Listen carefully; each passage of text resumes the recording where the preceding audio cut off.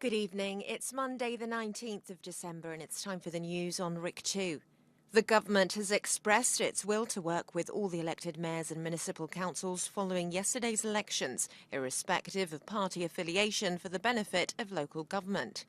In a written statement, President Anastasiadis called on parties and all involved to work with the ministries in order to achieve the much-needed local government reform. He congratulated those elected and thanked state services for the immaculate, as he described it, election organisation. He further praised the citizens' democratic level. Yesterday's elections saw many new faces taking mayoral positions and incumbent mayors surprisingly unseated. In Limassol, the second largest municipality, incumbent Andreas Christou, mayor over the past decade, lost the election by a mere 10 votes to contender Nikos Nikolaidis, formerly of Socialist EDEC and supported by ruling the See. In Strovolos, incumbent Lazaros Savidis came in third, with Andreas Babacharalambous elected mayor with a difference of less than 150 votes from Stella Mishaouli, supported by left-wing Agel. The vote was close on many major municipalities throughout Cyprus.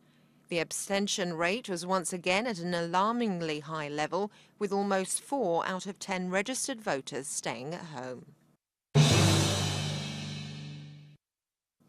A cold spell that has affected Cyprus for most of the past week is expected to continue right through to Christmas Day, with heavy snowfalls over the Troodos Mountains, while low-lying areas will also be seeing light snow.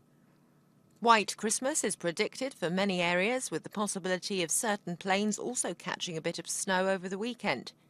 Heavy snowfalls are continuing on the Troodos mountain range, with hilly communities lower down also been blanketed, including the picturesque Argos, Perapedi, Pachna and Kivides.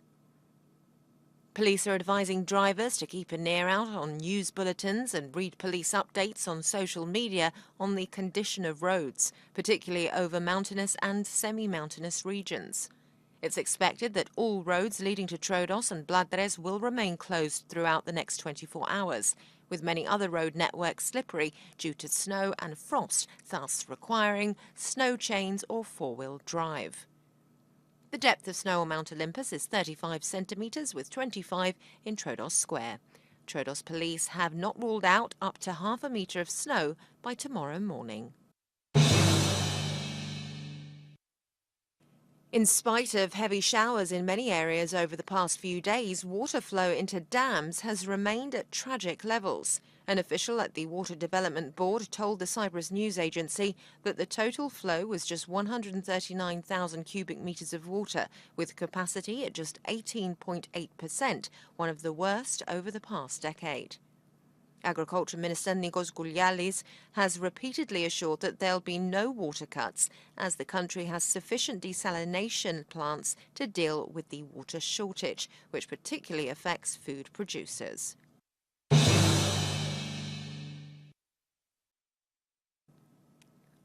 Civilians today disrupted a military exercise at the Galochorio area outside Larnaca. The citizens, residents of the nearby community, entered the range with their cars, forcing the cancellation of the exercise. They are also demanding the closing down of the range set up half a kilometre from the Galochorio community. There have been repeated incidents of injuries, with residents also complaining of other effects to their health. Working schedules will be taken half an hour forward in the occupied territories of Cyprus following an agreement between the so-called government and Turkish Cypriot labour unions.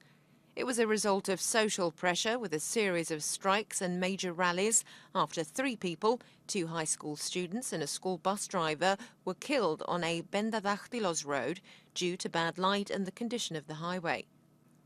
Under the new agreement, the so-called civil servants will go to work at 8:30, half an hour later. Public opinion, however, remains mostly unsatisfied about the measure, with many saying on social media that moving everything half an hour forward means that all pupils will essentially miss half an hour of class. Others are wondering whether this kind of arrangement contributes towards improving the condition of the roads. At least 20,000 civilians have been evacuated from Syria's East Aleppo, including 4,500 people since midnight. Dozens of buses carrying thousands of people from Aleppo's tiny rebel zone reached insurgent areas of countryside to the west of the city, according to a United Nations official and the Syrian Observatory for Human Rights, a monitoring group. The evacuations are the result of intense negotiations between Russia, the main supporter of Syrian President Bashar al-Assad, and Turkey, which backs some large rebel groups. Those evacuated included 47 children who had been trapped in an orphanage in the rebel enclave. According to the UN's Children Fund UNICEF, some were in critical condition from injuries and dehydration. UNICEF and other agencies were also assisting in reunifying other children evacuated in the past few days with their families and giving them medical care and winter clothes. Now look at the weather forecast. Clear skies initially tomorrow, turning overcast in the afternoon.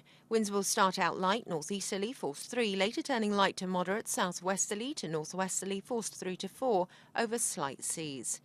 Temperatures will rise to 14 Celsius inland, 16 in coastal regions, and 4 over the mountains where frost will form. The depth of snow on Mount Olympus is 35 centimetres with 25 in Troodos Square. That's all from us here. Join us tomorrow for more news in English. Have a very good evening.